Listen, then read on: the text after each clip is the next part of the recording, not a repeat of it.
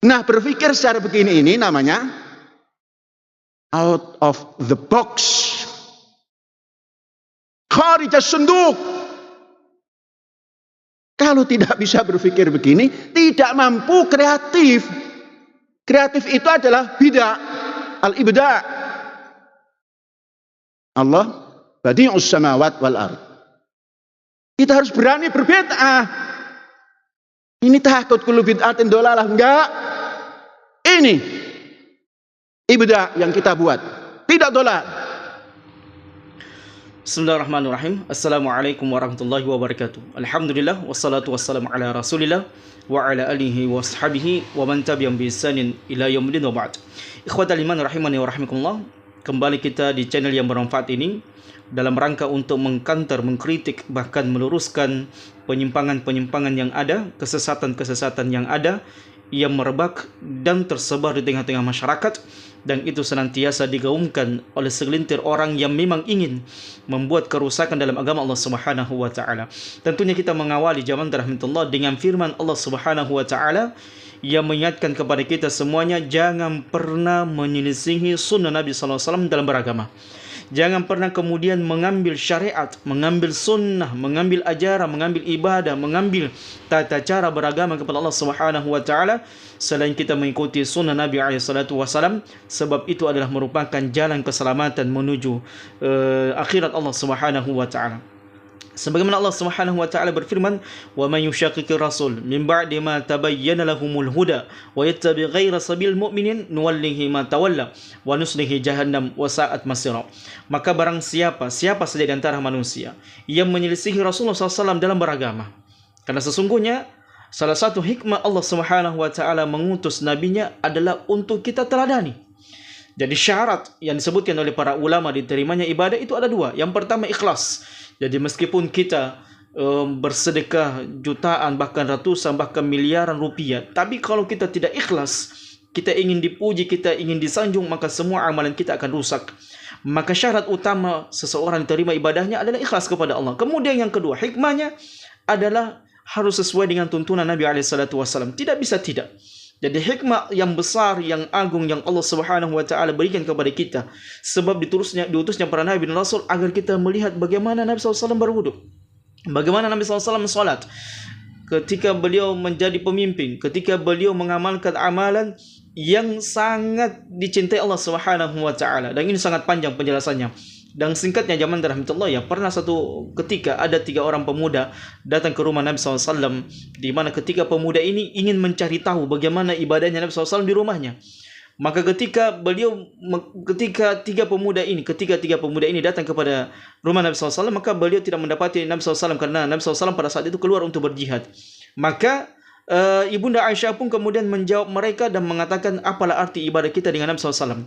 Di antara mereka ada yang mengatakan, kalau begitu saya mau berpuasa saja seterus menerus dan tidak mau berbuka. Di antara mereka mengatakan, kalau begitu saya mau beribadah saja terus menerus dan tidak menikah. Kemudian yang ketiga ini dia mengatakan, kalau begitu saya mau beribadah terus menerus dan tidak akan tidur. Kemudian Nabi SAW mencelah ketiga keinginan orang tersebut. Coba lihat zaman rahmatullah, hampir semua polarisasi amalan bid'ah, amalan sesat yang muncul itu karena sumbernya di sini. Melihat dan menyangka dan memikirkan, mentadabburi sendiri otak-otak mereka berkaitan dengan agama Allah Subhanahu wa taala. Ya seperti zaman rahmatullah, ya jangan kaget kalau kita mendapatkan di Ma'had Al-Zaitun ini ada perempuan berada di saf pertama bersama dengan saf para laki. Kemudian azannya berbeda dengan azan umumnya kaum muslimin. Kemudian disampaikan bahwasanya mazhabnya Bung Karno, kemudian mengatakan akan nanti khatib itu adalah seorang perempuan, dan kita masih menunggu apakah benar-benar Ma'had Al-Zaitun ini dengan pemikiran nyelenehnya akan menjadikan perempuan itu sebagai khatib Jumat di depan para laki. Kita masih menunggu, dan mungkin mereka masih berpikir karena kencangnya kritikan kaum muslimin yang terjadi di Ma'had mereka ketika sholat raya Idul Fitri kemarin. Maka dalam ayat ini zaman rahmatullah, Allah Subhanahu wa taala mengancam, "Wa may yushaqiqir rasul", siapa saja yang berani menyelisihi Nabi SAW dalam beragama. Ini ayat 1440 Hijriah yang lalu sudah turun kepada kita. yang telah turun sejak 1440 Hijriah yang lalu, menunjukkan bahwasanya akan ada umat ini, akan ada segelintir manusia yang akan merusak, mengobrak-abrik, melakukan amalan-amalan bid'ah, amalan-amalan yang tidak diajarkan oleh Nabi SAW. Dan ini Masya Allah, zaman Allah, Allah Subhanahu Wa Taala telah mengajarkan kepada umatnya hati-hati, dan itu akan terjadi. Sampai datangnya hari kiamat akan muncul dari orang-orang yang rusak pemikirannya, yang rusak hatinya, sehingga mereka tidak pernah merasa cukup dengan syariat yang dibawa oleh Nabi kita SAW. Kemudian kita singkat zaman Allah karena ini terlalu panjang, karena ada video yang kita akan saksikan dulu sebelum kita akan mengomentari, mengkuliti dan menjelaskan dan meluruskan pemikiran sesat daripada Panji Gumilang. Allah Subhanahu Wa Taala mengatakan, "Wa man yusyaqqiqir rasul," siapa yang menyelisihi para Rasul SAW, wa yattabi ghaira sabilil mu'minin, dan mengikuti jalannya orang-orang yang selain daripada orang beriman, yaitu para sahabat, nuwallihi ma tawalla, maka kami biarkan mereka leluasa dengan kesesatan mereka. Jadi jangan heran zaman Allah kalau pentolan-pentolan kesesatan itu ada pengikutnya. Ya, pelaku-pelaku kesyirikan, pelaku-pelaku amalan bid'ah, orang-orang yang menyimpan dari ajaran Allah Subhanahu Wa Taala itu akan senantiasa ada yang mengikuti mereka, dan bahkan senantiasa ada orang yang membelanya. Maka jangan heran, nuwallihi ma tawalla, karena Allah katakan kami biarkan mereka leluasa dengan kesesatannya. Wa nuslihi jahannam wa sa'at masir, dan kami akan kembalikan mereka ke dalam neraka jahannam wa sa'at masir. Seperti zaman Allah, kita akan melihat dan menyaksikan, sebelum kita mengkritik, meluruskan dan membedah, mengkuliti pemikiran-pemikiran menyimpan dari Panji Gumilang, maka kita saksikan dulu video yang berikut ini. Barakallahu fikum.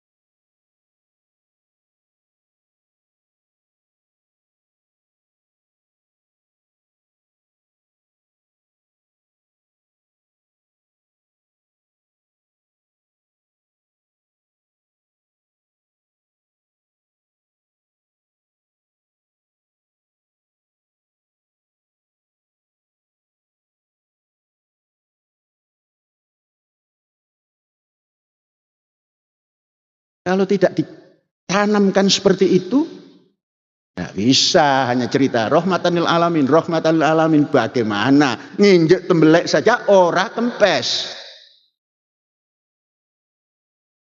nginjek kotoran ayam saja tidak.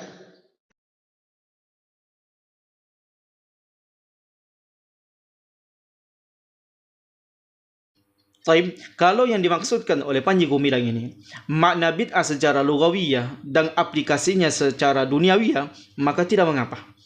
Sebab Nabi SAW menyebutkan, antum a'lamu bi umuri dunyakum, kalian lebih mengetahui terhadap dunia-dunia kalian. Misalnya perkembangan dunia zaman rahmatullah yang dahulunya mungkin orang tidak ada motor, tidak ada pesawat terbang, tidak ada HP, tidak ada barang elektronika yang lainnya, dan muncul di zaman kita sekarang, maka ini bid'ah adalah secara bahasa. Ya, dan tidak terlarang zaman rahmatullah yang berkaitan dengan dunia yang terus-menerus berkembang, dan itu terus kita kemudian gali keilmuan tersebut agar memudahkan urusan-urusan kita dalam perkara dunia, maka itu tidak mengapa. Adapun kalau makna bid'ah ini yang dia terjemahkan tadi diaplikasikan dibawa kepada ajaran agama Allah Subhanahu wa taala, artinya perkembangan syarat-syarat Allah Subhanahu wa taala ini belum cukup, belum memadai, belum sempurna, dan harus dilakukan amalan-amalan bid'ah, amalan-amalan yang lainnya untuk menyempurnakan agama Islam, maka inilah kerusakan daripada Panji Gumilang. Sampai-sampai Imam Malik pernah mengatakan, siapa yang melakukan amalan bid'ah yang dia mengatakan ini adalah merupakan perkara baik, maka sungguh dia telah menuduh Nabi SAW telah menyembunyikan syariat. Karena Allah Subhanahu wa taala rahmatan lil alamin itu harus berani rawi radas malang-malang putung. Hari ini Muhammad, al-yawma akmaltu lakum dinakum. Aku telah sempurnakan agama. Ya, aku telah sempurnakan agama senajan binakul nangkop binoyo mangat, dan saya telah menyempurnakan nikmat atasmu. Itu rahmatan lil alamin. Dan setelah meridhoi agama Islam sebagai agama. Maka rintangan sedikit. Waduh, bagaimana ya? Sudah tertutup. Jangan nanya bagaimana ya. Syarat ini sudah sempurna. Sudah tidak membutuhkan penambahan dan pengurangan. Nah, berpikir secara begini ini namanya Nabi SAW itu telah utuh zaman rahmatullah. Tidak ada lagi sesuatu yang baru.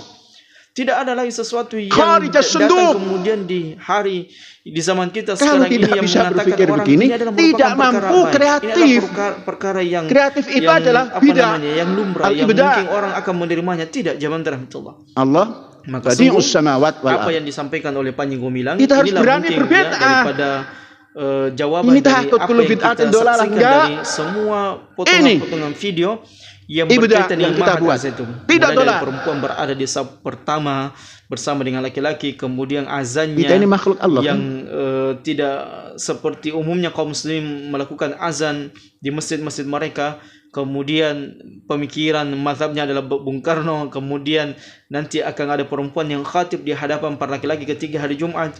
Maka ini adalah merupakan jawaban dari kita bahwasanya memang Panji Gumilang ini mengusung konsep bagaimana melakukan amalan-amalan bid'ah di dalam agama Islam ini. Ya, kalau itu benar ya, maka ini adalah merupakan kerusakan daripada pemikirannya. Dan ini tidak tepat zaman rahmatullah. Ya, ketika mungkin dia merasa saya punya mahad yang besar, saya punya segala sesuatunya, saya punya murid-murid yang banyak belajar kepada saya.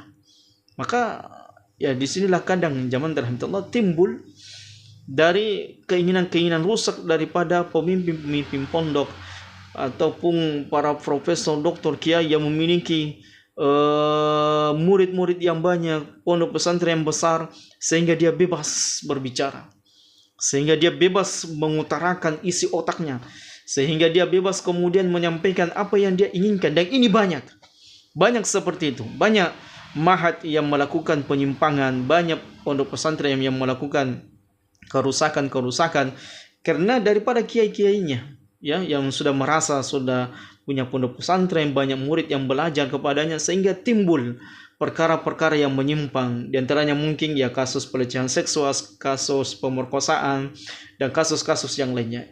Ini contoh yang kecil zaman rahmatullah dari apa yang kita saksikan.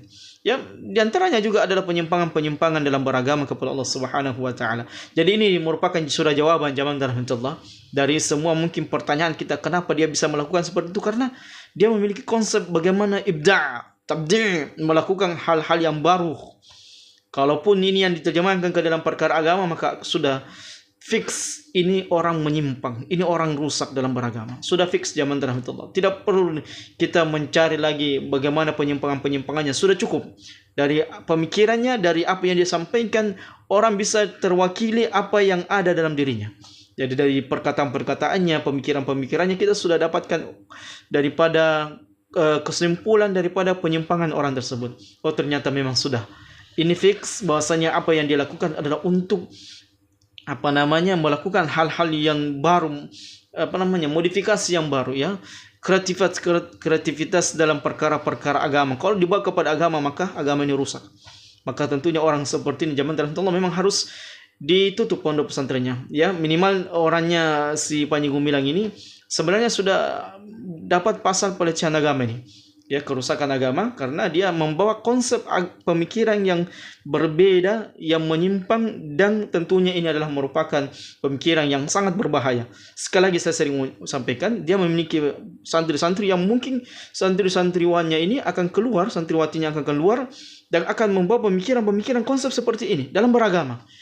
Maka sekali lagi ini sangat berbahaya zaman Allah, akan menjadi orang-orang yang akan menyebarluaskan kesesatan di tengah-tengah masyarakat dengan pemikiran yang seperti ini.